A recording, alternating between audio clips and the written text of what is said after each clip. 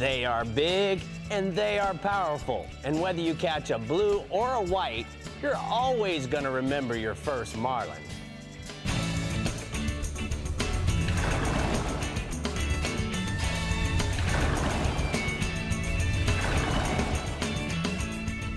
Welcome to the Chevy Florida Insider Fishing Report, presented by Yamaha.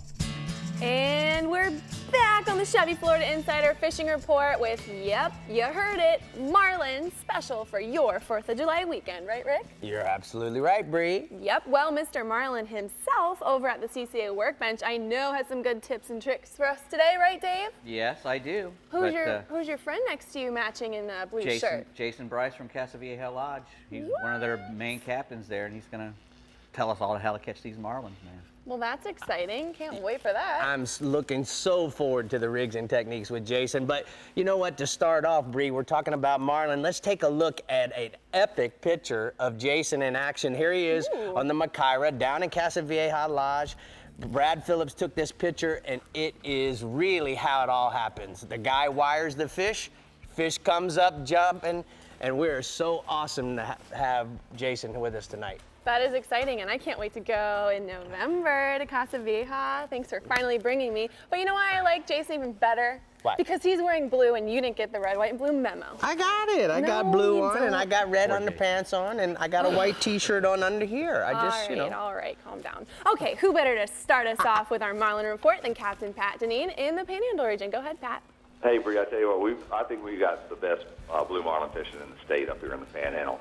And this summer, the blue water fishing and the blue marlin fishing has been exceptional. As I mentioned last week, some big fish are being caught. The first day of the Emerald Coast Blue Marlin Classic last weekend, the Breathe Easy out of Orange Beach weighed an 835-pound fish. On the second day, the Rise Up out of Destin with Captain Jason Hallmark narrowly beat them out with an 838-pound fish. Third place fish was a very respectable 650-pound class fish. So there are some big blue marlins up here, and we are relatively close to deep water, and the blue water is fortunately relatively close as well right now. Prime areas include the Spur, the DeSoto Canyon, the dumping grounds, the steps, and any of the deep water rigs and drill ships off to the west. And these big tournament fish are mostly coming from live bait and with small tunas around those deep water rigs, usually on the upcurrent side, and sometimes a quarter to a half a mile from the platform. As always, you want to find that good blue water with a concentration of food, and networking with other offshore boats or using a satellite service is the way to go. Our blues range from 100 pounds to up to 1,000 pounds. So 50, 80, and even 130-pound class tackle is being used. And there's a picture there of the Rise Up with their tournament-winning 838-pound blue marlin, and that fish earned those boys a very respectable paycheck last weekend. Wow. All right, what else you got for us offshore, Pat? Hey, Rick, the king mackerel fish has been real consistent throughout the Panhandle, and the kings being caught are also pretty good-sized ones. The best action seems to be near shore within a few miles off the beach, over and around structure, either natural or man-made. The Miss Agata out of Destin, they brought a 69-pounder to the dock on Monday on a 4-hour trip. They weren't far from shore. Slow troll live baits, cigar minnows or herrings are the most popular, probably the most effective baits. Pull a couple on top and a couple behind a downrigger or a planer. And the bulk of the fish being caught right now are 8 to 12 pounds, but there are some true smokers showing up as well. And then moving inshore. Wait a second, Pat. Before we go inshore, I'm going to interrupt you. We're going to go to Port St. Joe and look at the Navionics from your region, way down in the south part of your region. Now, guys, remember this about Port St. Joe. Real big, deep bay out in the middle. And as you start to climb up around the edges, look at all the contours. Now, what I've learned from being there in redfish tournaments, certainly we catch pompano in all the holes. You can see by the sonar charts that Navionics provides for us, you got a multiple depths throughout the bay. Now, the other thing that I really like about what's going on with Navionics, looking at the third chart, you can actually be on location, get the different pressures, barometric pressures, the time of day, and the tide, and what that tide is doing. This is a new upgrade to the Navionics app. So guys, go on your iPhone or your iPad and make sure you download the app. All right, Pat, tell me what is happening inshore in your region. I tell you what, Rig, that Port St. Joe thing is the ticket because there are some good fishing going on there right now. And as I was just saying, I spoke with Sean Chalker of Bar Hopping Charters over in Indian Pass, which is just a little bit east of Port St. Joe. And he said the tarpon fishing is is hotter than the weather right now, and it's been real hot. He's been fishing the Pogie Schools, Gulf Side, within a few miles of the pass, putting his clients on fish both mornings and afternoons. The stained water over there, you can get away with heavier leaders and hardware. Use a cast net and load up the well with menhaden and then drift those baits around the Pogie Schools. Pull a couple baits behind the boat, down current, off the rod holders, and then cast some baits up current or up drift and retrieve them. And you're going to expect a lot of bites from sailcats and blacktip sharks, but you can also expect some good bites from tarpons in the 60 to 130 pound class. And the bite is on, so give Sean a call. There's a photo of a tarpon caught by Brian Whitmire of Arkansas, and he caught that fish not over at St. Joe, but off of Destin this past week, fishing with me. And then finally, the Spanish mackerel fish is really good reports coming from Captain Terry McGowan over in Panama City. Inside the bay, the camelback lumps, the range markers are also producing some big Spanish, and also those areas around the tip of Port St. Joe. Most guys are going to use a cast net and fill up their well with pilchards, anchor up on site, and then chum liberally with live and injured pilchards. They're going to free line baits on a light spinning tackle with a trace of wire or 40-pound mono or fluorocarbon leaders. You're going to get a lot more bites with the mono than you're going to get with the wire. And then another option is to cast chug bugs or midwater baits like a twitch and wrap. These Spanish are running pretty big right now, 3 to 5 pounds. All right, thank you, Pat. Great start for our trip tonight down Marlin Lane. We're going to go ahead and take a look at the blue water outrigger hotspots from the Panhandle region. Inshore tarpon, Indian Pass, on live or dead pogies or soft plastic swim baits, and then offshore king mackerel at Panama City buoy line, near shore wrecks and bait schools on live herring and cigar minnows. All right, now FaceTiming us from the Strike Zone Northeast region, it's Captain Tommy Derringer. Tommy, how's the weekend looking up there? I like your hat. It's looking good, guys. You got the red, white, and blue going. I'm representing yeah, for he does. July.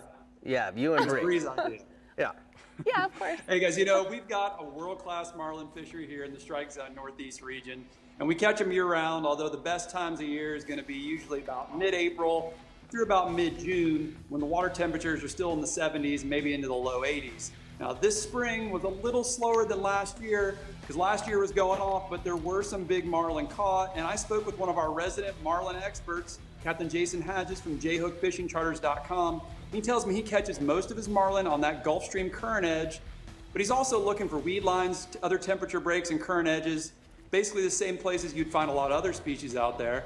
And he also says they're caught all the way to the east side of the stream as well, and definitely some of the bigger fish are going to come from that deeper water. Now, Jason says a great time to target those marlin is when the mahi are running in the spring, as those marlin come in to feed on those mahi. Now, trolling lures about 8 to 10 knots is definitely going to be one of the more popular ways to catch them. But Captain Jason will also drag some horse ballyhoo, some big Spanish mackerel, and a variety of lures, especially those in a mahi color or pattern when those fish are around. Now, the bonus in my region is that you do tend to catch some really nice mahi as a bycatch when you're searching for those marlin. And one little tip Jason told me was that historically for him, he's caught most of his marlin a few days before a good full moon. Now, staying offshore, Pat was talking about the kingfish. Man, we've got the kingfish going. It's in full swing right now here in the Strike Zone Northeast region. There's all kinds of tournaments happening, and the kingfish are chewing pretty good. Now, although there is quite a lot of bait along the beach right now, the beach kings have slowed down a little bit this week as the water dirtied up a bit after last week's northeast winds. Now, most of the bigger fish are coming from further offshore right now, and most of the reports I've been getting are from about 80 foot and deeper, and they're catching them over structure and live bottom. Now, blue runners are working great right now, and there are a bunch of those blue runners on the nearshore wrecks, so go ahead and bring some larger size sabikis and grab a few of those guys before heading offshore this weekend. Now, the Northeast Florida Kingfish Shootout is underway, and there were a couple of fish over 50 pounds caught last weekend, so there are some big ones out there. And look for some of those bigger fish to move back to the beach as the water cleans up. And speaking of big fish, I got a picture here. This is Trevor Dunnigan along with Cole and Brogan McNabb with their kingfish they caught and entered in the Northeast Florida Kingfish Shootout. Man, that's a great picture. Thank you so much for sharing that with us, Tommy. What do you got inshore? Well, you know, the tarpon have definitely started to show in better numbers this week along the beach and inshore. Now, those tarpon are feeding on the pogies right on the beach early, all the way up to Nassau Sound. Now, the key has really been getting out there as early as possible, because once it starts to heat up a little bit, they're going to shut down. Now, we've been having the best luck either floating or free-lining a live pogie along the edges of those bait pods. Now, the shrimp boats have been around as well in the St. Augustine Beach area, and there have been a few big tarpon in those bycatch slicks as well. And down in the Palm Coast area, the smaller 10 to 30 pound tarpon have invaded the creeks and the canals. Now, they're easy to spot. You're just going to look for the rolling fish. And if you make a well-placed cast with a free-lined live shrimp or a smaller mullet on a 1 to 3 aught BMC circle hook, that's usually going to get you the hookup. Now, we've also jumped a few on some suspending miradines and some white plastic jerkbaits. And I got a photo here. This is Victor Blaga with a nice little tarpon he caught in the Palm Coast canals with Captain Chris Herrera. Now, staying inshore, you know, the redfish bite has been awesome this week. The reds have been up in the super skinny stuff first thing in the morning, chasing those little tiny shrimp. And we've had a serious shrimp hatch over the last week or two, and there's millions of those little shrimps around. If you're gonna be tossing a lure or a fly this weekend, I would go ahead and downsize it a bit and try to match the hatch. You know, a 3-inch soft plastic paddle tail in the molting or root beer colors have been working great for sight fishing those skinny water redfish. Now, there have also been some of the big bruiser redfish in the St. Johns River, and I spoke with Captain Tony Bozzella from TonyBozzella.com, and he tells me he's been catching some monsters. He's fishing right on the edges of the St. Johns River from Mayport to Blunt Island in about 30 to 45 feet, and he's using cut ladyfish and blue crab on the bottom, and the best bite is going to be on the turn of the tide. And I got one last picture here. This is Terry and Mindy Rebalt with one of those monster redfish they caught with Captain Tony right there in the St. Johns River. All right, man, great, Tommy, great report. Hey, what do you guys got planned for the 4th of July in your house? Hey, we're gonna cook out at the new house, maybe do a few fireworks, get the kids excited. It should be a good time. All right, well, enjoy the weekend, be safe. We'll talk to you again next week. We're gonna go ahead and take a look at the hot spots from Tommy's Northeast region. Inshore, tarpon in all the area inlets, along the beach and in the inshore canals. Get out before the sunrise as the bite tapers off as the sun comes up. And then offshore, kingfish on the reefs and wrecks from 80 plus feet of water. Slow troll blue runners or pogies, Bree, to catch those guys. All right, well, guys, save the date, because on July 2nd, you can meet Captain Rick at the Coke 0400 in Daytona. Yeah, Hello. man. So before you head over to the race, come on by the Chevy display and say hi. I'm sure you're going to be giving out some free goodies like you always do. Always. Always. All right, now I know everyone wants to know what's biting in the Keys for the 4th of July weekend, and we're going to tell you when we come back. Then we're going to check out what Dave and Captain Jason Bryce have for you when we go off the deep end. Right, guys? That's right. Jason may be in Guatemala a lot, but he's a Florida boy at heart. He's going to tell us how to catch some Florida marlin. There we go. I love The it. Chevy Florida Insider Fishing Report is brought to you by Chevrolet, find new roads. Yamaha, reliability starts here. Contender Boats, performance through innovation. Humminbird, simply, clearly better. Decks and Docks Lumber Company, Florida's dock and seawall supplier. And King Sailfish Mounts, www.kingsailfish.com. Thanks for coming today. How you doing? Well, today's gonna be pretty easy. I want each of you to grab a 2x8 and cut it. You'll have 2 saws to choose from, a power saw or a hand saw. So which saw did you use? Power saw. Power saw. Power saw. You all chose the most powerful tool. Wouldn't it make sense to make the same choice when it comes to your truck? Absolutely. This is the 2016 Chevy Silverado. It offers the most powerful engine in its class. Awesome. I'd say it's the best tool for the job. Right on. When you're moving a big offshore boat, it's all about thrust and trust. For thrust, nothing compares to the Yamaha purpose-built 5.3-liter V8 Power Pioneer. And for trust, Yamaha's new F350C model becomes the only outboard in its horsepower class to feature a 5-year limited warranty. Never settle for less than complete confidence and control in the open water. That's Yamaha V8 Power. Get the best and forget the rest. It's one of the most ancient forms of hide and seek known to man. And nobody knows how to play the fishing game better than the backcountry guides. and offshore captains of the Florida Keys and Key West. Ready or not, here we come.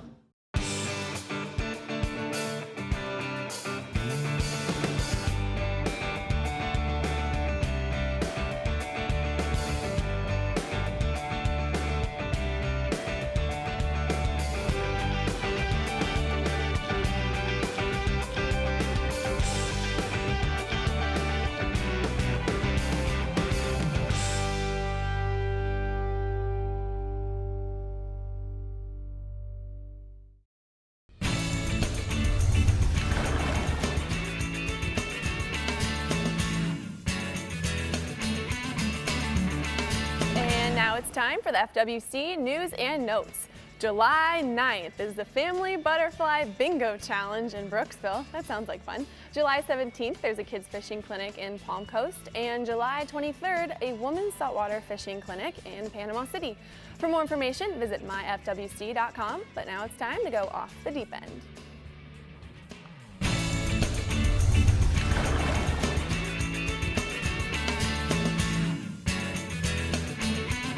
Well, hummingbirds off the deep end. We're here at the CCA workbench, and when we're talking about marlin fishing, we're certainly talking about the deep end of the water column.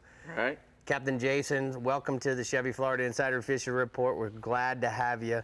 So let's start by talking about what kind of tackle would we typically use if we're going to go marlin fishing? Personally, I'll use 30 to 50 pound tackle.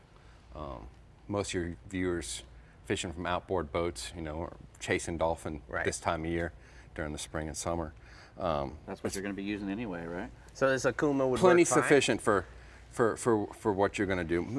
You know, there's a misconception that you need 80 to 130 pound gear to catch marlin. That's all that not Zane true. Grey stuff, No, and Hemingway definitely not stuff. true. 30 and 50 pound is more than enough for what we're catching here in Florida. How many blue marlins you caught on 30 pound, you think, in Guatemala? Oh, not between Guatemala and St. Thomas? And Venezuela in years past, a lot. A lot. And most people are crazy, call you crazy when you say, I'm going to go blue marlin fishing with a 30. So is there any truth that the lighter tackle, it keeps the fish from going deep? They Oh, stay yeah. up surface, Light drag, jumping? fish stay up on top, do their thing, and don't go down deep and sound, and you're able to catch them real fast. Using your boat, chasing down. Right. That's awesome. Well, if you're going to go fishing for marlins in Florida, what would you pull back there to try to increase your chances of getting one in the spread? Well, as well as having baits in the riggers or lures in the riggers, a couple teasers would help you out. Maybe a squid chain on one side and a lure of some sort on the other for the blue marlin, squid chain for the white marlin. I got you. Have a pitch bait ready, or a flatline bait in position for white marlin or blue marlin, whatever might come up on your teasers. Definitely give you an advantage. You catch most of your marlins on baits, right? Yes, sir. Yeah, we're bait fishermen by trade. And, Little dink ballyhoos most of the time, but small, medium ballyhoos. A lot of times those big blue marlin come up and eat those. Going to get a lot better hookup ratio than you would on a lure generally. But yeah, we're generally bait fishermen. do you have a big pitch in the boat? I always have a big pitch for the big fish. We use a mackerel, but a dolphin belly works well. You know, maybe catch schoolie in the morning and belly them out. Yeah, cut the belly out and keep them rigged up for a blue marlin that comes up on your bridge teaser. I got you. Well, if you're gonna go fishing for bait, for a blue marlin in Florida, where would you go? Where would be your spot? Well, I'm kind of preferential to the Keys myself. You know, not a long run, especially this time of year around the moon during the spring and summer. You're gonna have a good shot at catching a wider blue marlin out there trolling around from bird, debris pile to birds. Having it spread out, you're going to get a shot of blue marlin out there around the humps and the rips. How far are you going out of the Keys? 15, 20 miles, you know. Yeah, like the woods wall is what, 24, 26 miles off of Key West? Exactly. That's way shorter than just about any run in Florida. The humps. From the humps, from Islamorada hump down to the Marathon humps, 15, 20 miles offshore. That's doable for anybody with a center console boat. Exactly. Up in Destin and even in Jacksonville, we have to run 60 miles plus to get to good marlin, good marlin blue water. Exactly. especially for whites. You know, you got to go even deeper sometimes for those. I got one last question I gotta know. What's the biggest blue marlin you ever caught? Caught and released. I've caught one that we weighed over 855 pounds, biggest one I weighed. We caught one maybe bigger that we let go, but you never know. Yeah. Didn't Where was actually that? weigh 'em. In Madeira, Portugal. Boy, it's going off there right now, actually. Yeah. Jason, thank you so much for taking Happy to be time here. out Happy of your to be busy here. schedule Thanks, to come man. see us. Happy to be here to see Farrell, you guys. you do a good job over here when we're talking about the stuff That you I know love about. so much. And speaking of love and knowing so much, Bree, Yeah? where's How back do to you you? do that? You always find some way to just embarrass yourself. I'm just goofy like that. I'm just goofy like that. you Well, know? I'm glad Jason said the Keys, because the Keys is always cooking up something good, and Captain Randy Tao is going to tell you what will be on your barbecue this weekend if you're headed fishing in the beautiful Florida Keys. Hey, good evening, fish fans. You know, we talk about marlin, and listening to the guy there talk about his blue marlin experiences, you know, the Keys are a great place, especially May, June, and July, around the full moons. I don't know what it is about the full moons and blue marlin, but it's something that attracts them, and it makes them show up in a lot of places, and the Keys especially the last couple of months here with the moons. There's been marlins caught that I've heard talking to guys every single time. Now, they're not targeting marlins specifically. We're out dolphin fishing, and you got your ballyhoos in the rigger, you're covering ground, you're looking for a set of birds, and in between all this, you're going to get jumped by a blue marlin or a white marlin. It's pretty consistent, and it does happen around the offshore humps, from the Islamorada hump down to the Marathon humps, and it's not a real far run offshore, maybe 20 miles, and some of the guys even target out in the swordfish grounds. We've got off Islamorada, Floyd's Wall, where a lot of stuff happens there, and guys do blue marlin fish there specifically, and Woods Wall down off of Key West, that's another great spot for blue marlin. And those are certainly areas that you can find one, and in between, when you're dolphin fishing, the guys catch them too. So around those moons are certainly your best time. I've got a report from Captain Chuck Schimmelman. He's a charter boat guy out of Postcard Inn, the old Holiday Isles, on his boat, the DC. This past weekend, he was out around that area, straight out off of Islamorada. They caught 20 dolphin and 150-pound blue marlin while they were looking for them. All right, that's awesome, Randy. What else you got for us offshore, bub? Blackfin tuna. You know, this is the time of year we get quite a few tunas on the humps, and guys are kind of breaking up their day. They'll run to the humps in the mornings. The low light condition is always the best, and guys are getting out there at daylight, and they're catching some tunas. And there's several ways to do it. If you want to troll them up, you can catch a couple for dinner. If you want to really take it serious and spend the time getting bait, bringing 1,000 pilchards, you can do that too, and you can target the bigger fish. But certainly early morning, late afternoons are your best bet. If for some reason you are around the humps during the middle of the day, some of these guys are dropping down butterfly jigs on braided line, and they're catching them down deep. These fish will go down a couple of 100 feet during the middle of the day because of the heat and the sun being directly overhead. But you better have a stout rod, because there's some sharks with these tunas as well. Not as bad when you're trolling, but certainly if you're going to go out there with live bait, you're going to have some serious sharks get your tunas. So you want to have at least a 30-pound spinning rod to get these big tunas to the boat. All right, let's go in. Go ahead. I'm sorry. The backcountry stuff, you know, here we are coming up to July. Mangrove snappers are everywhere in the backcountry. If you go to a channel to catch bait like pinfish, the snappers are going to give you a hard time, because they're going to come up in your chum while you're bait fishing. Most all of the channels, potholes, and any depressions in the backcountry around the mangrove islands, you're going to find mangrove snappers. Now, they're small in size, and to catch the bigger ones, you've got to work at it. You've got to be a little tricky. You got to use a bigger bait, and you've got to use lighter lines, smaller hooks, you know, all of that stuff to get these big mangroves to bite. And you want to use a cut piece of pinfish, a pilchard, something like that's going to yield you a bigger snapper. A piece of shrimp or a small bait, you're going to get a snapper that's too small to keep. And some of those shallow wrecks right now out in the Gulf are holding some serious 5 to 6 pound mangrove snapper. So a good snapper bite. The spawn's going to be on the edge of the reef, the full moon in July, so we got that to look forward to. While you're running out in the Gulf, Randy, tell me about the triple tail fishing quickly, please. You know, the triple tails right now, they're floating. The wind gets calm, it's hot, and these triple tails will float on the surface. You're going to see their white bellies from a distance, and you'll be able to idle over to them and cast something right on top of their head, whether it's a piece of shrimp or a fly. For the fly fishermen, it's great, but whatever you throw at them has got to be right on their head, and you're going to catch these triple tail. And right now, there's no shortage. There's been a lot of them the last couple of days.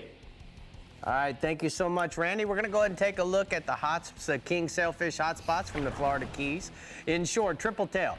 Look for them floating on the top of the water out of Flamingo towards the Gulf. Have a light rod with a shrimp or a small yellow jig to get them to bite. And then offshore, blackfin tunas, look for the humps offshore in Key Largo, Isla Mirada, Marathon, troll dark small feathers way back and bring lots of live pilchards to catch those big ones. Bree? Triple tail and blackfin tuna. Sounds good, doesn't it? For the barbecue. All right, let's check out some of the tournaments going on in the Florida Keys. The Key West Fishing Tournament continues through November 30th and targets 37 different species. There's free registration of catches and witnessed releases at tackle stores throughout the Lower Keys and Key West. The Poor Boys Tarpon Fly Tournament, set for July 4th through the 6th in Isla Mirada, was started almost 30 years ago by Keys fishing guides who desired a tournament with a modest entry fee to make the contest easily accessible to anglers of all experience levels. A family-formatted boat competition, the Isla Mirada Summer Classic Tournament, scheduled for July 8th through the 10th, features 9 targeted backcountry and oceanside species. Trophies are awarded to the top boats in weight and release categories, as well as private vessel and charter divisions. The late Del Brown, who caught and released more than 500 permit on fly off the Keys during his lifetime, is honored with the namesake Del Brown Permit Tournament, July 11th through the 14th in Key West. All right, and now let's see what tournaments Andy Newman has to feature this week. What do you got, Andy? What do you got? Well, hi guys. 2 back-to-back July Marlin tournaments are on tap for anglers in the Florida Keys. The first set for July 15th to the 17th is new, and it's in Marathon as a cost-effective prelude to the Key West Marlin tournament. Among prizes, the top scoring team of the pre-tournament gets free entry into the following week's Key West Marlin tournament. Dates for the Key West tournament are July 20th to the 23rd, and there's $50,000 in cash prizes, including $25,000 for the winning team. And more details are at keywestmarlin.com. More information on all tournaments in the Florida Keys, always available at flakeys.com. Well, thank you very much, Andy. But now it's time for Ask Captain Rick. Are you ready? Yes, I'm ready. Okay, sure. well, Let's tonight we have a question from Michael Dezelich, or Dezelik, I'm not sure, out of Delray Beach, Florida. Let's hear it, Michael. Hi, Captain Rick. My name is Michael, and I was wondering, what do you do when you have wind against tide to catch fish? You know, that's a good question, Bree, and it's really hard because a lot of times what ends up happening is it offsets the current. So what I try to do at that point, if I know that the tide and the wind are against each other, maybe just change the location to where the wind and the tide are going together. A good example, you can move to the other side of an island a lot of times, and now they'll be working together instead of against. That's the only thing that I can say. When it comes to offshore, you know you're out of luck. So, Michael, just move the boat. That's what Rick's saying. All right. If you have a question for Captain Rick, send in a good quality horizontal video to our website, ChevyFloridaInsiderFishingReport.com, and remember the question should be 30 seconds or less. All right, the Central West and Central East regions are coming up with a bang next, right here on the Chevy Florida Insider Fishing Report, so stay hooked. The Chevy Florida Insider Fishing Report is brought to you by Bass Assassin and Saltwater Assassin, the best lures, period. Blue Water Outriggers, everything for your outdoor adventures. The American Fishing Tackle Company, precision tackle and performance clothing since 1958. Costa Sunglasses, see what's out there. And Casa Vieja Lodge, 5-star angling in beautiful Guatemala.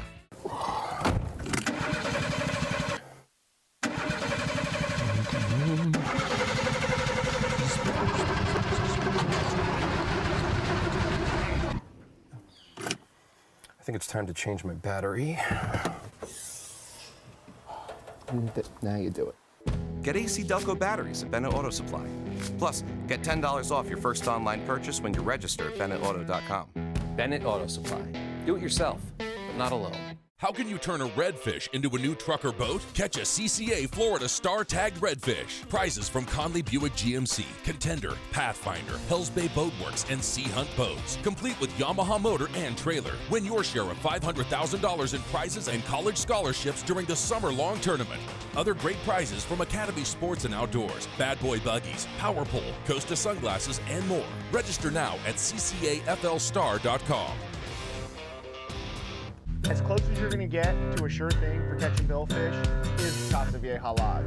They're here, man. This has been a 20-year run, buddy. These things haven't left, this whole cycle.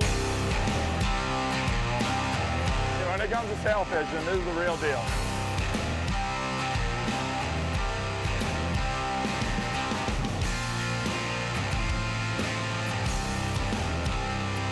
The amount of sailfish here is ridiculous. All right, guys, we brought you to this construction trailer to talk about trucks today. Which truck brand offers engines with best-in-class V8 towing or fuel economy? We moving? We're going. It's the answer to the question, baby. Silverado. Ooh, that's cool. It's Truck Month. Qualified buyers get 0% financing for 60 months. Plus, find your tank and get $8,250 total value on this Silverado All-Star. Find new roads at your local Chevy dealer. Remember, for weekly reports from our 9 captains and our latest events, make sure to check out our website at ChevyFloridaInsiderFishingReport.com. You can also like us on Facebook and even send us your fish-tastic photos, and also follow us on Instagram at OfficialInsider. And Captain Rick Murphy too. You always I know, I always switch it do around. that. But you know what? Speaking of switching it around, you know, Ooh. I get a new Pathfinder and a Maverick every year. And when I do, I go down to Bennett Auto Supply to make sure that I get the batteries and all the other things that I might need. So let's take a look when I was there a few weeks ago. Let's do it. Hey, I'm Rick, and I'm looking for some stuff for my boat. How about a marine battery? Where would I locate that? Well, let me take you right over here. All right.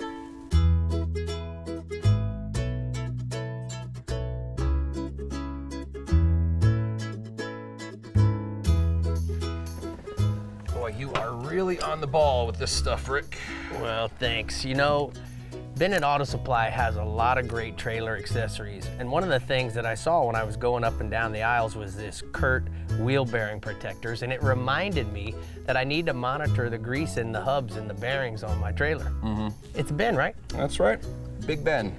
You may remember me from the Bennett Auto Supply commercials. You know, a lot of people know Bennett Auto Supply as the leader in auto parts, but you're exactly right. We have a lot of marine equipment right here in the store. And our prices are even better than the specialty marine outfitters out there. Well, speaking of marine, I needed a new marine battery. And this Deca Marine Master Group 27 battery is absolutely perfect to best fit my needs for trolling motors and even on a starting battery. You know what? What about the locations, Ben? For Bennett, we have 34 locations in Florida, all throughout. And our customer support is great. You have any questions, they're happy to answer them for you.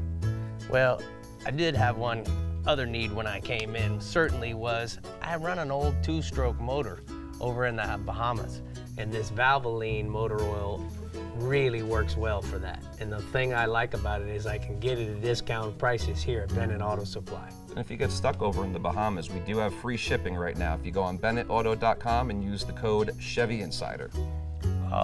So we can get discount on all our play toys. Straight from the items. I like it. Here at Bennett Auto Supply, we've got a lot of great deals on tools. And I always make, with every new boat that I get, a little tool kit. So I gotta have an adjustable wrench. Yeah. So the other thing that comes to mind is I always have a need for needle nose pliers. But I always look for the ones that have a cutter because I might have to cut off a tie wrap.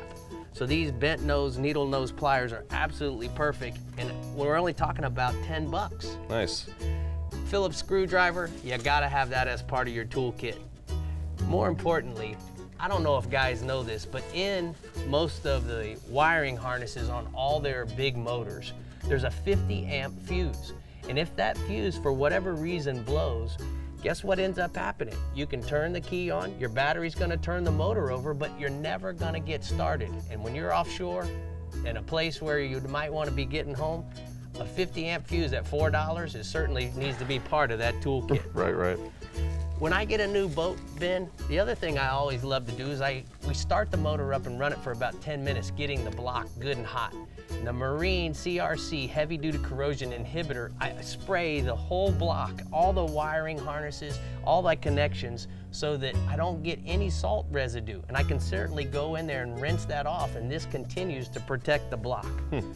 Then the liquid wrench is something that we use for treating all of our reels. Now, whether it's the spinning reels and the roller bearings, we spray all those moving parts, and this liquid wrench seems to really work well for that application.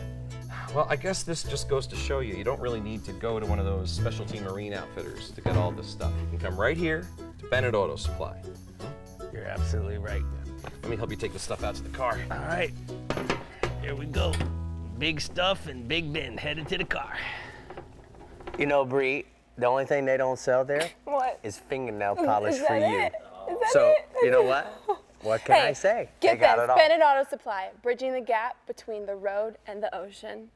You got it. Got it. All right, someone else who is absolutely just as fish-tastic as this guy is Captain Jeff Page in the Startron Central West region, who has the lowdown on what's biting red, white, and blue this weekend. Hey, Paige. You know that's right. The only thing I think you left out of that list, Rick, was a roll of duct tape. Yeah, you're right. Wait for me. You know how much that saved us before.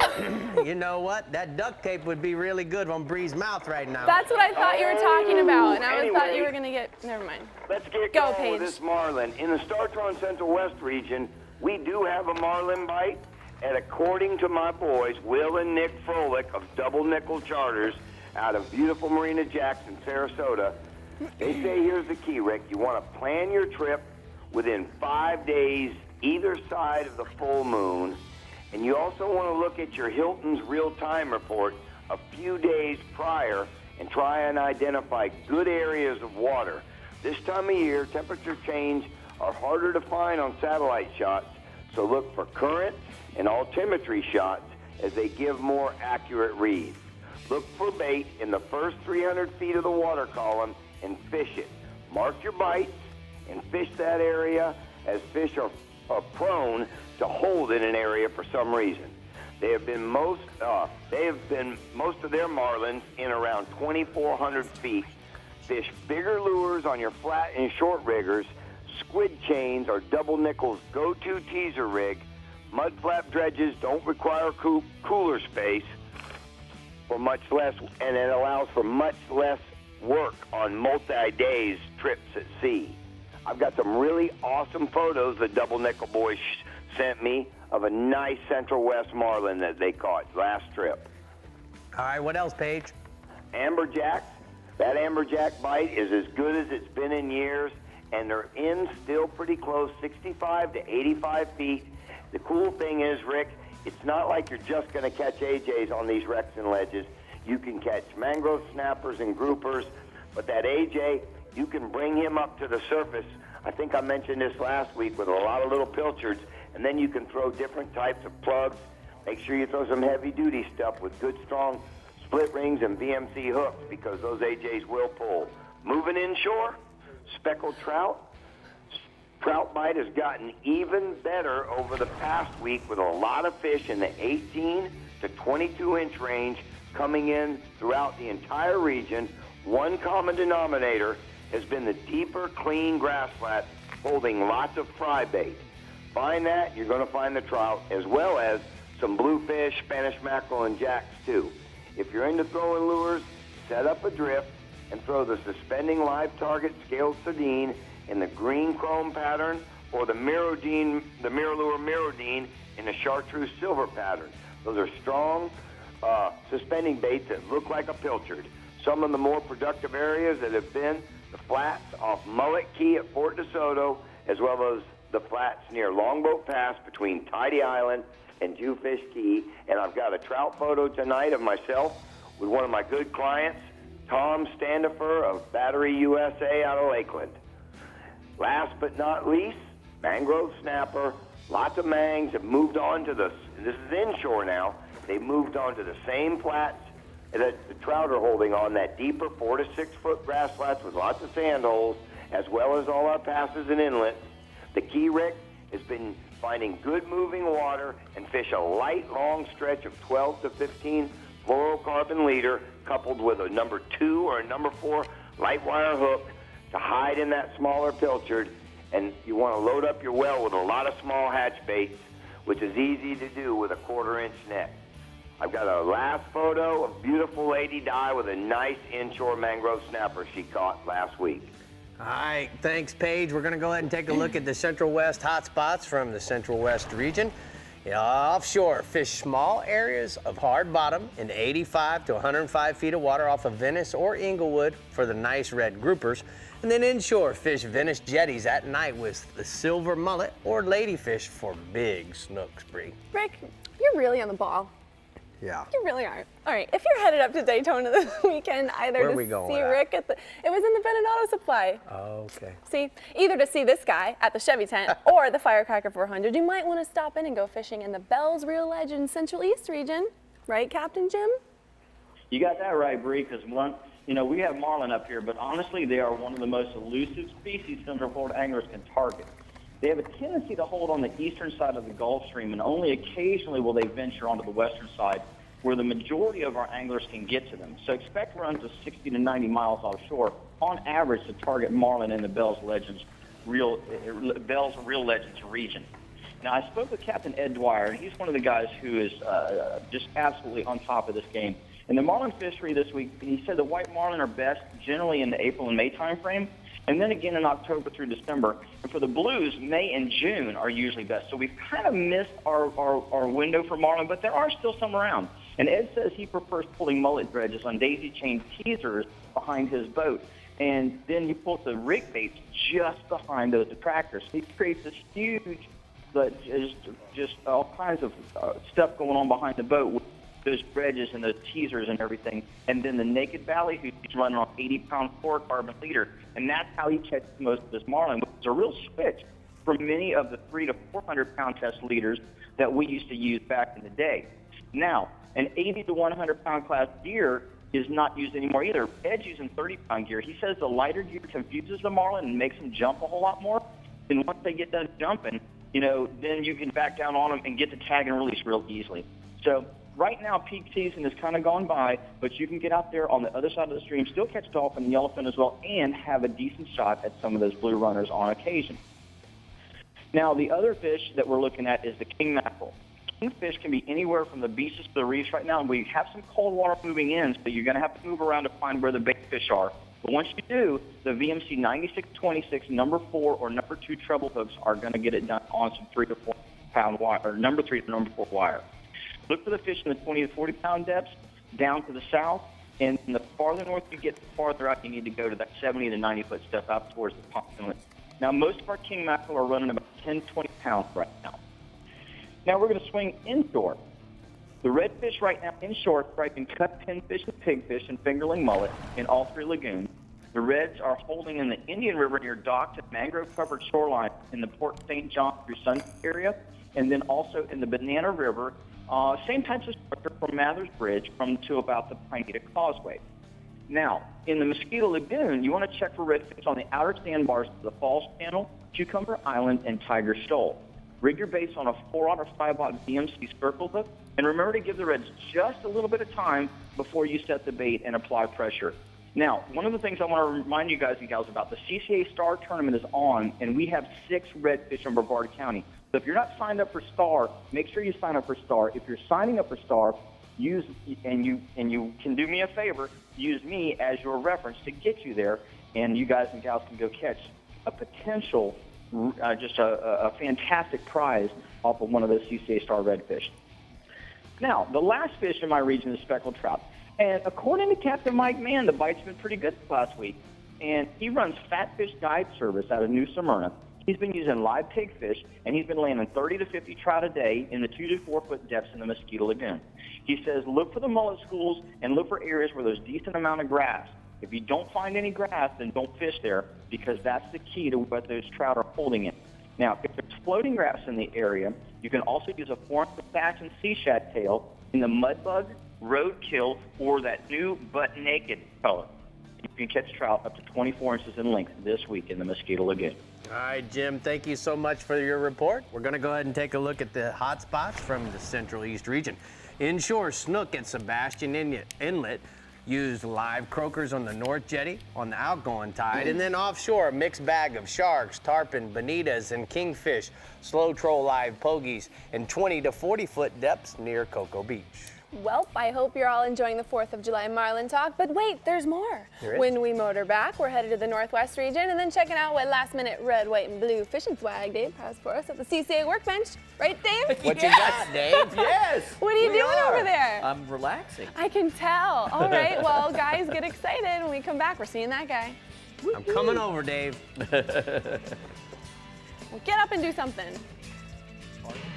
The Chevy Florida Insider Fishing Report is brought to you by the Florida Keys and Key West. Come as you are. FWC, the Florida Fish and Wildlife Conservation Commission. Navionics, we start where the road ends. Soft Science, supreme comfort footwear. Center State Bank, we believe in community. And Maverick Boat Group, makers of premium boat brands Maverick, Hughes, and Pathfinder. At Yamaha, reliability is a family tradition. Meet the next generation. 4 new advanced technology-inspired inline 4-cylinder performers. Bred from the reliability and boater satisfaction that is part of Yamaha's DNA. They prove that when power gets lighter, faster, stronger, and smarter, boating gets even better. And more satisfying for boaters like you. You know there's more to it than luck. There's fishing the right bait, the water temperature, the wind, the season, and then there's the boat. We'll put it simply, the boat matters. To own a Contender is to own the best sport fishing boat on the market, period. Contender offers the most comprehensive model range with bigger, faster, and more fuel-efficient boats than the competition. There's only one choice for serious anglers. Contender Boats. Performance through innovation. Shallow Wrap Shad's a jerkbait with a secret move. When you pause, the lure slowly rises. I tell you, man, it makes fish come unglued.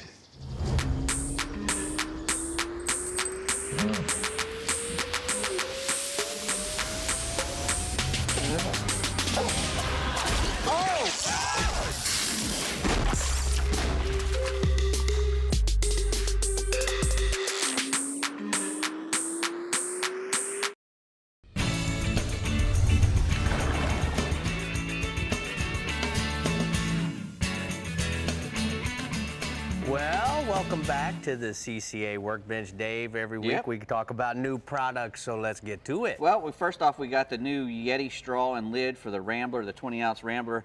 These things are incredibly popular. Everybody's got one nowadays, but you know, a lot of guys like to use a straw, and you know, instead of using the coffee deal, you know, because they put a lot of cold liquids in there too. Yeah, man. So you know, if you're a straw fellow, which a lot of guys are, comes with the straw. right? Comes with a straw. Goes on your.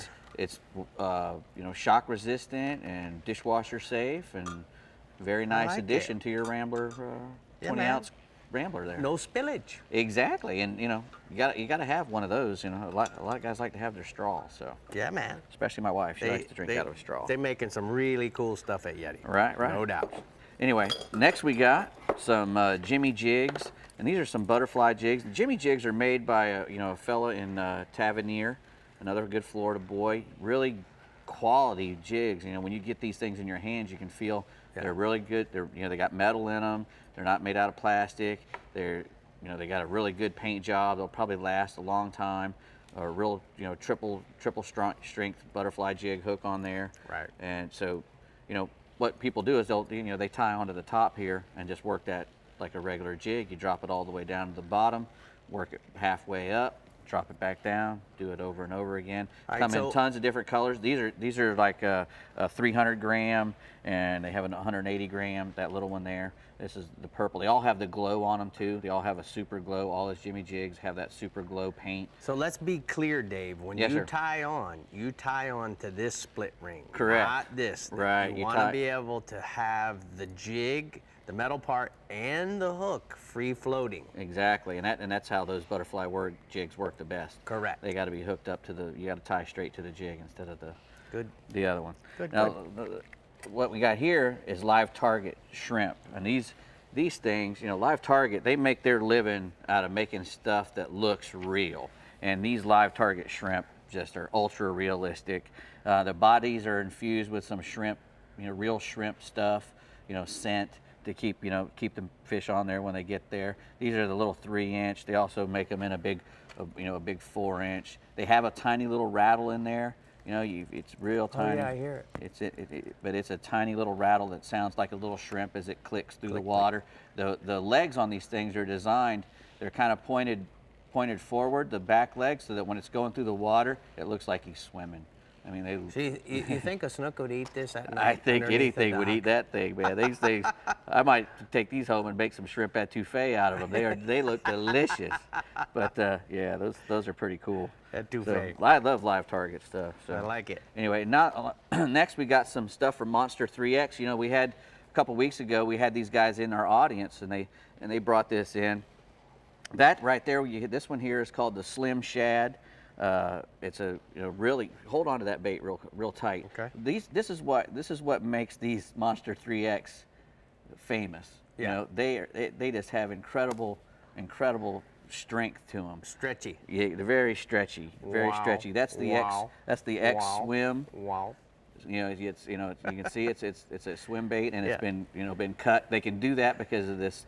Lots of jubilate. Yeah, they can jubilate because it's got all that, that toughness to it. You can get away with putting those in there, and that's called the X Flat. That's a new little bait. It's got a tiny little tail on it. It jiggles around really nice. I like it. And yeah, that's another cool little soft bait. So You think it's pinfish resistant? I think, yeah, maybe it might not be pufferfish resistant, but it'll be pinfish resistant. Some new shirts over there. Yeah, Dave. well, these are some Aftco Samurai shirts. I've always prefer, if I'm going to be fishing in any shirt, that it's a light colored shirt.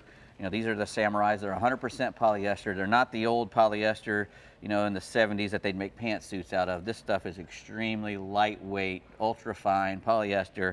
Keeps you really cool. Made by Aftco. Made by Aftco. These are the Samurai version. Long sleeves. I keep telling people over and over again, when I see them wearing the short sleeve, a long sleeve shirt is going to keep your body cooler. It keeps the sun off your arms, and which just, it heats you up. You never see an Arab guy walking around in the desert with a wife beater on. This is the new CCA. He's always covered, and these are the CCA Aftco. shirts. So when you buy a shirt, one of these shirts, some of that money goes to CCA one way or another, I'm CCA. sure. Of course. So Gotta be. Yeah. So always, go out and get you an Aftco Samurai shirt. Hey, good work tonight. Yeah, I no worries. appreciate what you're doing over here at the workbench. Bree, what are we going next? See? All right, now let's hear from Captain Jeff Hageman in the Yeti Northwest region. I know you have some fun plans for the weekend, Jeff. Does that fun include some fishing? It does. Of course. Every day this weekend, so there's no fun playing for me. I'm just going to go out and go fishing. That is fun. Which isn't a bad deal. Marlin, we've got them. We've got whites and blues, but we've got such a far run on our coast. Not a lot of people fish for them. We've got a couple of tournaments, the Old Salt and the Loop tournament. They usually catch them marlin in my region. You're going to make a big run to get out there and catch them, but we do have them. All the standard stuff that everybody's been talking about today works. Trolling softheads, islanders, blue and white, and purple and white seems to be a favorite in my region, the guys that go out there and do it. But moving a little closer to shore and less of a run, we've got grouper season. Gags opened up the 1st of June, and we seem to have them everywhere throughout our region, from shallow to deep.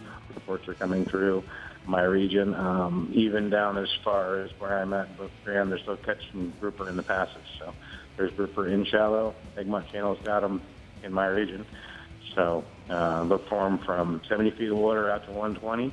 And in the shipping channel, they've also got plenty of grouper in there right now, some good keeper size, 80 to 125 pound test, fluorocarbon leaders, 6/0 to 9/0 DMC circle hook, depending on the size bait you use, 6 to 8 ounces of lead, depending on the current, and pinfish and grass grunts have been the bait of choice.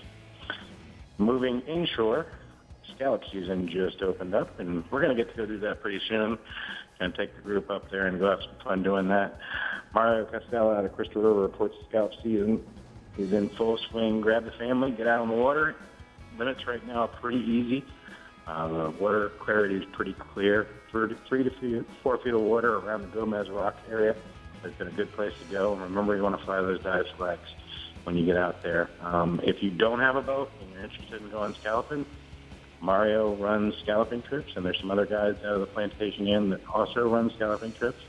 You want to book Mario early. He books up pretty quick, and spots fill up fast. And he says right now also, other than scallops, he's got a good triple tail right around the crab buoys right now. And I got a photo that he has a nice mess of scallops on the bow of his boat on a recent trip. Hey, Hag, I got a question for you before you give me what else is going on inshore. My question is, on those scallops, how do you like to cook them? Oh. If you cook them, Butter? right, Jeff? What's that? If you cook them, right? Yeah, if you cook them. Scallop shooters are fun, and we'll do those when we get up to Crystal River. But butter, a little lemon juice in a saute pan, and just lightly saute them is awesome. A little bit of parsley or a little bit of oregano on top of them, and just like that, they're pretty unbelievable fresh. And we'll have some of those in about a month. So, Jeff, do you want to explain exactly what scallop shooters are? You take after you clean your scallop, right? You take a little bit of spiced rum, which I know you like this, right? And you put a little spiced rum in there and a little dab of hot sauce, and you shoot them right out of the shower raw. It's so good. You shoot them right sushi on the boat, right On there. the boat. Digging it. So we're gonna have some of that when we go up to the plantation. Yes, we are. All right. So tell me what else is happening inshore in your region. We're going to go all the way up to the end of the northern part of my region. Captain John Lane out of Apalachicola reports a good redfish bite right now. It's growing strong on the incoming and the outgoing tide. Most of the fish right now have been on the marsh edges, and the bite's been on live pinfish, either free-lined or under a cork. Both of those are working well. All right, Hag, try to give me a little more information next week, Bub. I like talking to you, and you're keeping me short, so I don't know if I care for that too much. So, Yeti Northwest You're keeping region. me up late. Huh? You're keeping me up late. You got to give me earlier. Oh, come on, man. Let me go ahead and take a look at the Florida Outdoor Experience hotspots from the Northwest Yeti region. Inshore tarpon, look for the fish rolling along the beaches in the morning and late in the afternoon. Use flies or plugs or live thread fins to catch them. And then offshore, grouper in the entire region in 80 to 120 feet of water on the rock piles and ledges. Use pinfish on a standard bottom rig. You know, Rick, I've met so many people that have never been scalloping, that can have that lived in be? Florida their whole lives. And we're going in August, right? We are going. Ooh, We're it's going to gonna be actually so shoot much a fun. Sportsman's Adventures while we're there. We're also going to shoot a shooter. We're going to do a shooter. Yeah, we are. Okay. Okay, Floridians, we're headed to the east side next Say that with after a bunch of shooters. the We're shooting a shooter. East and Southeast reports, only on the Chevy Florida Insider Fishing Report. You're so insane. The Chevy Florida Insider Fishing Report is brought to you by Rapala. Catch the latest at Rapala.com. StarTron cures and prevents ethanol fuel problems. Yeti, built for the wild. CCA Florida, the voice of recreational anglers for over 30 years. Strike Zone Fishing, your fish hunt paddle store. And Guy Harvey, marine wildlife artist and conservationist. No matter where you are in Florida, Decks and Docks Lumber Company has got you covered for decking, seawall, and dock piling. From the Keys to the Panhandle and the Nature Coast to the Space Coast, we deliver the strongest products by the hardest working folks in the business. Whether you're fixing a dock or building a marina, go with the leader. Go with Decks and Docks. Supplying Florida's boaters, homeowners, and dock builders for over 20 years. Thanks for coming today. How you doing? Well, today's gonna be pretty easy. I want each of you to grab a 2x8 and cut it. You'll have 2 saws to choose from, a power saw or a hand saw. So which saw did you use? Power saw. Power saw. Power saw. You all chose the most powerful tool. Wouldn't it make sense to make the same choice when it comes to your truck? Absolutely. This is the 2016 Chevy Silverado. It offers the most powerful engine in its class. Awesome. I'd say it's the best tool for the job. Right on.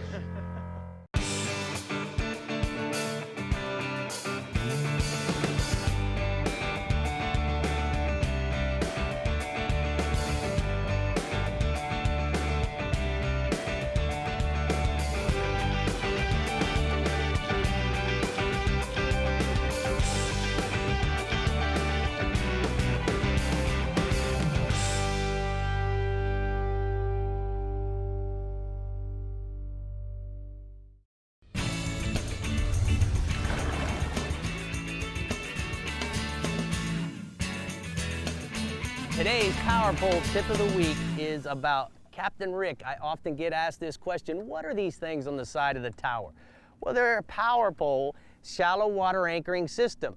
Now, it's a hydraulic system that allows us to have more control over our boat.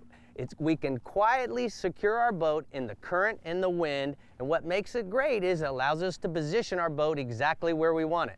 Now, Power Pole makes a variety of different shapes and sizes. They make the Blade, the Signature, the Pro, the Sportsman's, and the Micro. Now, all of these systems are being used on a variety of different boats. We have bass boats using them, pontoon boats, bay boats, flats boats, john boats, including kayaks. So keep this in mind if you're thinking about buying a shallow water anchoring system. The Power Pole brand is certainly the one that you should consider. The other thing that comes to mind is most boats have one, but this dual is something that we want to talk to you about in next week's Power Pole Tip of the Week. Alrighty, let's check out the decks and docks East region with this firecracker of a captain, Mike Holliday. How's it looking for my favorite weekend of the year, Cap? It's looking pretty good this weekend, Bree. We get both blue and white marlin in my region, and while you can catch them at any time, it seems like the whites are caught in the winter and the blue marlin are caught in the summer. And that's probably because a lot of the bonitas and blackfin tuna are in the area in June, July, and August. That being said, the way to catch a blue marlin is to target them either by pulling large cone head lures out in like 400 feet of water on out to the horizon, or by bridling and slow trolling live bonita around the bonita schools, particularly in Palm Beach County off the Lost Tree Village area in like 200 to 400 feet of water. Most of the blue marlin caught in my region are, incidental catches that are caught by anglers that are just trolling larger ballyhoo around the offshore humps and atolls like Push Button Hill, southeast of St. Lucie Inlet, or just around the bonita schools. Most of the marlin we see are in the 100 to 200 pound class, but we do see fish on occasion up to 400 pounds or more, and those tend to be around those bonita schools as well. The second fish going on in my region, there's been a good push of cobia in the last week. Most of the fish are coming in 60 to 100 feet of water from Hope Sound all the way up to Fort Pierce. The majority of fish are being caught off the manta rays or off of sharks, but there have been a couple caught by bottom fishermen in places like the Shark Barge and the Sand Pile and the Loran Tower Ledge. You can target the fish with live bait like pilchards or sardines or threadfins, even blue runners. There's a lot of those around right now. Or you can throw lures like a 2-ounce chartreuse jig or an orange jig, or even like a 5-inch chartreuse colored dye dapper with a 1-ounce jig on it. And I did hear of a 54-pound cobia that was caught off a shark on Bull Shark Barge in Stewart. But most of the fish are in that 15 to 30-pound class right now. So you want to bring a net along so you can measure the fish and then release them if they're undersized. I got a photo there of a cobia. That's Kevin Lindsay. He caught that cobia on a big baitfish pattern fly. We were fly fishing. That fish was one of 5 fish we plucked off of the manta rays that were gathered up east of St. Lucie Inlet. All right, let's go inshore, Captain Mike. Well, the catch and release snook bite in the inlets has been very inconsistent at best, likely because of all the fresh water that's still being dumped. But it seems like a lot of the fish that aren't in the inlets have moved out onto the beaches, and that means places like the Lake Worth and Juno Beach piers will have good snook fishing at night. There's also a lot of fish on the beaches north and south of the Fort Pierce Inlet, and then in southern St. Lucie County around Normandy Beach and the power plant area, and really around most of the beachfront rock piles. At dawn and dusk, you can throw lipless crankbaits or saltwater sass and shads, and basically any of the green and white colors that look like a pilchard or thread fin. You can also bring along a cast net, load up on pilchards, thread fins, or sardines, and then free-line them back into the bait schools. Most of the snook are feeding right in the trough, less than 10 feet from shore. The average snook in my region right now is going to be 5 to 15 pounds, but there are some bigger fish. Here's a good example. In this photo, Brenda Hudson, she was fishing with her husband, Captain Ken Hudson, when she caught that slob snook. That came near the St. Lucie Inlet, and that fish ate a live threadfin. The other bite, Captain Bob Bushholtz of Jensen Beach, he's been just wrecking the triple tail in the Indian River over the last week, fishing from the Jensen Causeway all the way north to Southbridge Causeway in Fort Pierce. The fish are around the marker poles and the manatee zone signs, as well as on some of the floating buoys. And the triple tail in my region, they don't really show themselves much. So the way to target them is to blind cast at the markers with a live shrimp on a quarter-ounce jig head, or throw a shrimp in a quarter-ounce chartreuse or a brown jig. Hit the marker, let it sink, and then wait for the bite. Make a dozen casts at each marker, letting the shrimp fall to the bottom. The triple tail, if you don't get bit after like a dozen or so casts at the marker, move on to the next marker and make another dozen casts. Move from marker to marker or marker to signs and buoys. Sooner or later, you're going to find a fish. Once you do, you'll do pretty well. The average triple tail in my region is going to be 6 to 12 pounds. Mike, speaking of making lots of casts, that's what we certainly do when we're bass fishing. What's the bass report this week? Well, I was talking to Captain Mike Shellen of Okeechobee, bassfishing.com. He said the bass fishing is still very good, with anglers catching 30 to 40 fish a day on the north end of Lake Okeechobee right now, even though there's a lot of algae on the lake. The water temperatures are really up, so the best fishing is from dark until about 10 a.m. or in the evenings after the rains come through. Start your days, work in the Kissimmee grass fields around Buckhead Ridge, work from like the Pierce Canal to Third Point, and throw, a white half-ounce spinnerbait or a white swim bait, throw it up on the grass and reel it across the surface of the grass, and you get those explosive strikes. Then when the schoolfish bite slows down, switch over to working flukes or big worms in the black and blue June bug or watermelon red glitter colors. Work them down the edges of the grass or pitch live shiners up into the edges of the grass. The mid-morning bite's been really good around the eelgrass beds of Harney Pond, and also on the outside of King Bar. If you can get out there, it's been pretty windy lately. Average bass is 1 to 3 pounds, with a good number of fish to 7 pounds in the mix right now in Lake Okeechobee. All right, Mike, thanks so much for a great report from the Decks and Docks East region. We're going to go ahead and take a look at the hot spots. Captain Mike says inshore topwater plugs for sea trout on the double bars of Middle Cove, cast up the bar, and then work the lure into the deeper water. The bite is over by 8 a.m., and then offshore are mutton snappers off of Juneau Beach in 75 to 90 feet of water, Spanish sardines, cigar minnows, pilchards along the 40-pound fluorocarbon leader is going to be used for those mutton snappers. Man, I'm so tongue-tied tonight. You know what? So let me ask you something. What? Did Captain Singer? Jason get you excited about going to Casa Vieja Lodge? Abso-frickin-lutely. I can't wait. I know. It's about time you bring me there. Speaking Jeez. of Casa Vieja Lodge, let's Speaking go to of the it, Southeast region. Captain Jimbo Thomas in the Casa Vieja Southeast region is taking my job, man. It's stocking up for the weekend, I'm sure. On fish, that is, right, Jimbo? That's right. I'm excited to go back there myself. But here in the Southeast region, we would catch a lot more marlin here in the region if we actually fish for them. Most of the marlin that we hook are while we're fishing for mahi or other species on tackle that's usually a little bit light to handle a 200-pound plus marlin. But when we do target marlin, the lightest tackle that I like to use is 50-pound test. And most of them are caught on trolled rig baits or lures out in the blue water in depths of 1,200 feet or more, although it's not unheard of to find them in shallower water. With both baits and lures, we like to use 300-pound monofilament leader with 9.0 to 12.0 hooks, and depending on the size of the bait is going to determine what hooks we're going to use. And we troll anywhere from 6 to 10 knots, with those faster speeds being with the lures. Now, there's two types of fish out there in that ocean, and there's marlin and marlin food. So when you're at the top of that food chain, you eat whatever you can get your lips on. So it's not uncommon for a marlin to come up in a school of bonita or dolphin. So it's always a good idea to keep a big rod with the right size leader and hook standing by for one of those marlin does show up. That way you're ready to catch them with the right tackle, hopefully. And this is the time of the year when most of those marlin are hooked, mainly because of the amount of baits that are being fished offshore in search of mahi. You got a lot of guys out there trolling around out in that deep water, but we do find them year-round. There is also the occasional white marlin caught along the edge of the Gulf Stream on live baits that are intended for sailfish. And the white marlin average 60 to 80 pounds, and we can handle those on our standard 20-pound sailfish tackle. But when a blue marlin grabs that lighter tackle, the only thing that you generally see is that marlin swimming away and your line disappearing off your reel. So it's pretty good catch if you do manage to catch one on the light tackle.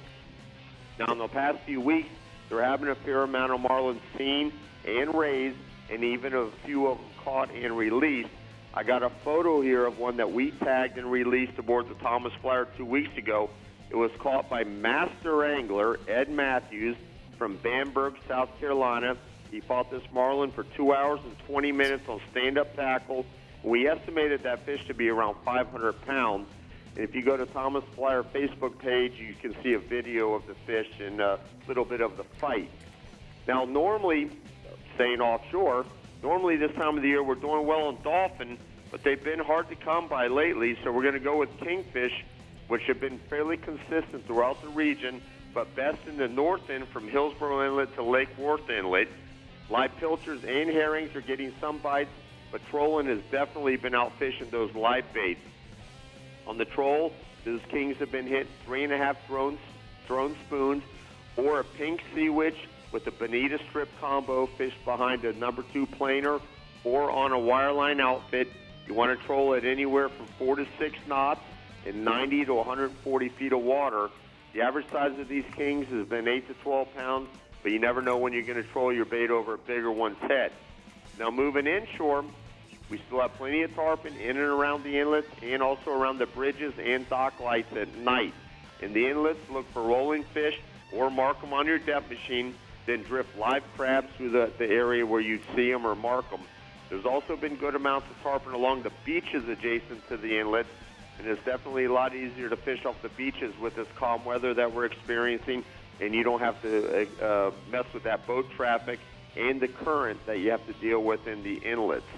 Off the beaches, they've been eating live crabs, also live pilchards, herrings, or mullet.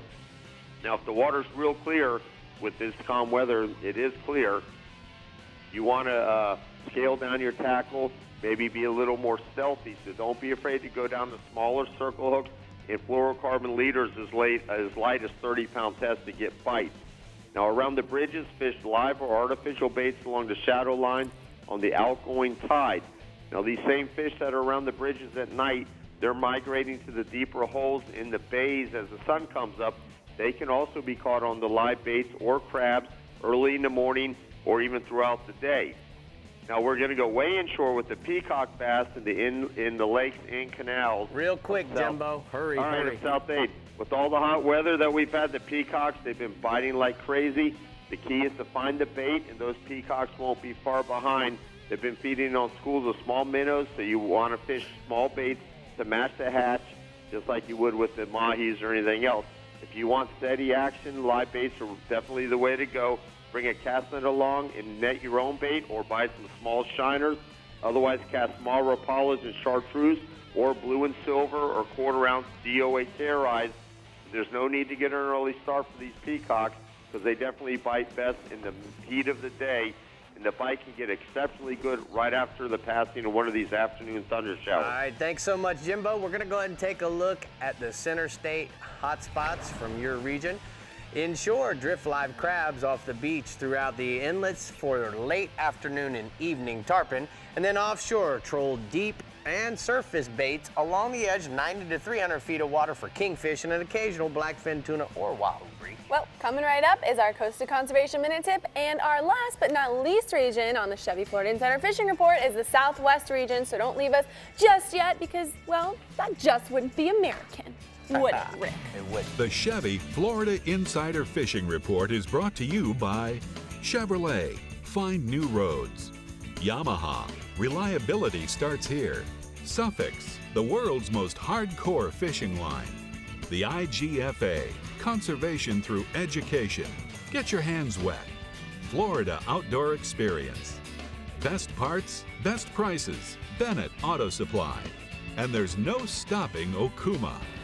Introducing Helmmaster, Yamaha's first fully integrated digital boat control system. With Helmmaster, you can start your outboards with a swipe of a paw and control them with a single lever. Outboard trim and steering friction adjust automatically as you accelerate and decelerate. Adjust engine speed with the touch of a button. The Helmmaster joystick provides the means to navigate and dock precisely with confidence and ease. Take control of your next vessel with Helmmaster at your command.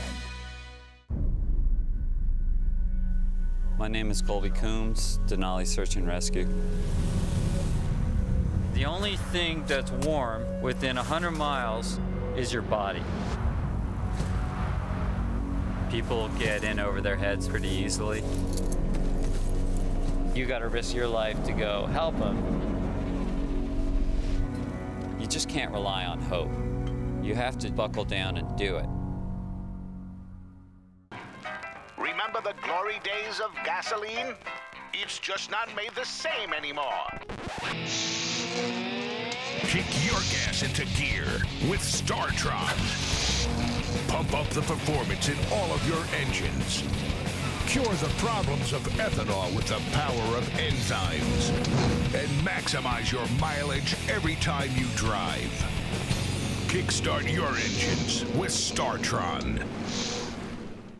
All right, guys, we brought you to this construction trailer to talk about trucks today. Which truck brand offers engines with best-in-class V8 towing or fuel economy? We moving? We're going. It's the answer to the question, baby. Silverado. Ooh, that's cool. It's Truck Month. Qualified buyers get 0% financing for 60 months. Plus, find your tank and get $8,250 total value on this Silverado All-Star. Find new roads at your local Chevy dealer.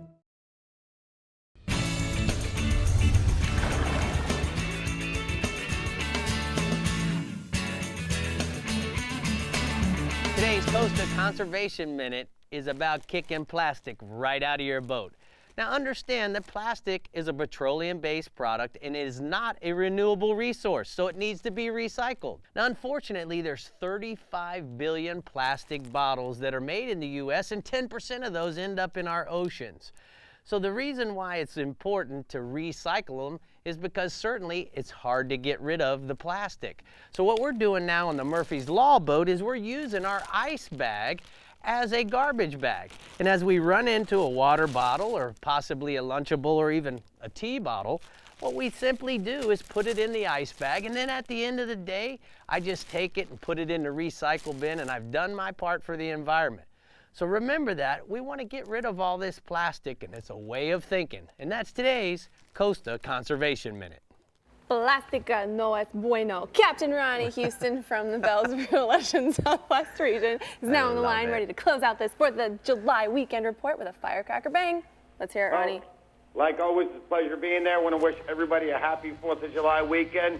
Please practice the motor safety and what we've seen over the last couple of months. Know where your safety gear is at and be prepared to use it. Now, talking about the permits on the offshore side. Permits right now from Stuff Pass to New Pass. Fish most noted structure as close as 7 miles out and up to 25 miles out by simply drifting across, looking for fish on top, ready to sight cast them, or making several drifts across it with a couple crabs out the back, one with a small weight and another with a little heavier weight to see where they might be in the water column, or simply anchoring near the structure, depending on wind and current, drifting baits toward the structure. Try it a few times, nothing happens, then move on to the next piece. But I can tell you right now, the fish are averaging anywhere from about 15 to 35 pounds. Also on the offshore side, the mangrove snappers. Naples to Fort Myers Beach, fishing wrecks and ledges, depths right now at 25 to 45 feet. Chumming with block chum or even sandballing, or even with your favorite mix, or even with oats. It will not take long to attract them and get them going. The most important thing is once they get going, guys, lighten up once they get going. Small baits once they're going, flatline back, or with a small weight drop back, and even a live shrimp. Reports of cobia are also in these chum slicks with the mangroves. Just make sure you have some live baits ready to pitch, just in case this does happen to you. Now, the inshore side, the redfish. Rabbit Key to Coon Key, outer Gulf Islands, especially around Oyster Bar Point, oyster bottom, submerged deadwood. The tides are specific, last half of the incoming or the first half of the outgoing, but at the top of the high, tight to the mangrove. You see roaming schools of mullet, fish in these areas. Redfish will be traveling with them. Live pilchard, chummed or on a knocker rig, shrimp, top mullet, ladyfish, or simply fan cast gold and silver spoons, and the bass assassin sea shads and root beer or golden brim. And a prime example, couple pictures down there out of Chuckalus Gallon Park. You've got Chris and Cindy McCarroll with some nice top of the slot red. Also, the trout. Early morning incoming from York Key to Demir Key or down south, Lossman's River to Mormon Key in depths of 18 to 36 inches of water. Now, the most important thing, grass and potholes are a must. Fancast topwater walk the dog lures in white or chrome.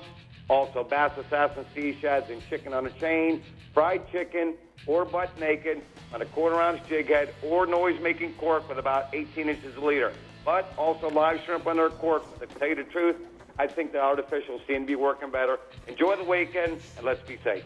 Hey, Ronnie, got a question for you. That fried chicken color that Bass Assassin just came out, why do you think it's just working so well? Well, you know, right now I seem to think over those potholes that we have down south, they're more of a sandy pothole, and with the color of that fried chicken, it sort of blends in with that sandy pothole. But the silhouette of the chartreuse tail coming through there, I seem to be what's working. And it also matches the hatch of the size base and matches the color of the bottom. I got another question for you, Ronnie. Are you rigging that with a jig head or are you rigging it weedless? And if you are, why? Well, really what I'm doing, Rick, everybody seems to think because of noise-making cork and a jig head, most guys put their leaders 3 to 4 feet. To tell you the truth, what I'm doing is I'm using the noise-making cork to attract them off the flats, but I'm only putting 18 inches a leader, in my opinion, which makes sense. The fish are really coming for the cork. If it's down too deep and they're looking up, they won't see the bait. So that chartreuse tail stands out about 18 inches below the cork, and plenty of trout to be caught doing it that way. That's some great secrets. Thank you for clearing that up for us, Captain Ron. We're going to go ahead and take a look at the hot spots from the southwest region. Offshore, red and gag grouper, still going, Bree. Yep. Gordon's Pass to Sanibel wrecks, ledges, and hard bottom. Use live pinfish, grunts, cut squid, bucktails, and sardines. And then inshore, largemouth bass, which he didn't talk about, residential canals, golf courses, spillways, culverts, using chuggers, swim baits, and black and gold lipped plugs. Barry, so proud of you got through that. Well, guys, that's it for your reports from around the state. Now, don't do that. Now go and get rigged up and ready to catch some fishies this weekend, but not before we come back and tell you what we're catching next week. So stay tuned. We'll see you in a sec. Thanks for testing our new car service today. Of course. Our service is a little bit different. Okay. We charge by the amount of gas consumed. Since we traveled 5.1 miles and this car offers an EPA estimated 37 miles per gallon highway, your total is 31 cents. What? 22 cents. I can pay you cash. The all-new 2016 Chevy Malibu LT. Current qualified GM lessees can get this all-new 2016 Chevy Malibu LT for around $199 a month. When you're moving a big offshore boat, it's all about thrust and trust. For thrust, nothing compares to the Yamaha purpose-built 5.3-liter V8 Power Pioneer. And for trust, Yamaha's new F350C model becomes the only outboard in its horsepower class to feature a 5-year limited warranty. Never settle for less than complete confidence and control in the open water. That's Yamaha V8 Power. Get the best and forget the rest.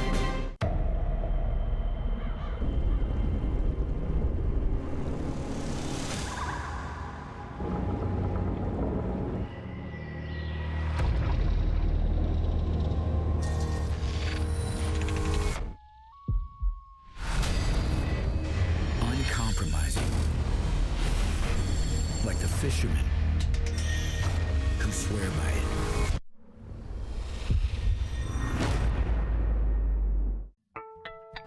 Thanks for tuning in to the Chevy Florida Insider Fishing Report. Be sure to like us on Facebook and follow us on Instagram and Twitter to keep up with our captains, contests, and appearances. You never have to miss a show. You can find full episodes of the Chevy Florida Insider Fishing Report right on your YouTube channel. And make sure to check out our website for fishing reports in your region. Visit www.ChevyFloridaInsiderFishingReport.com for everything you need to know to stay hooked up. All right, guys, next week we're talking tuna. Yum. Yummy Yum. tuna. I got tuna this weekend. Speaking of yum, it's your Happy birthday on birthday. July 4th. I can't imagine what it would be like that every birthday I have my own private fireworks Yeah. show. What do you You think know- about that? Well, I can tell you exactly what it's like. It's, bet you so can. it's awesome. So what flavor you like here, Bree? I'm gonna try this flavor. I don't know whatever flavor it is, Yeah, I'll but let it's you got know. sprinkles on it, and I yeah. like that. Dave, you know that I know you like guava. Yeah, Well, I like Bree, it all. we love you here. Happy 4th of July to everybody. Thank you. Have I'll a be in good Bermuda weekend next for the week. July 4th. Oh no! I knew that was You gonna happen. just punched me in the face. You always get me. He bited my finger. Ow. I'm out. I'm out. I knew it.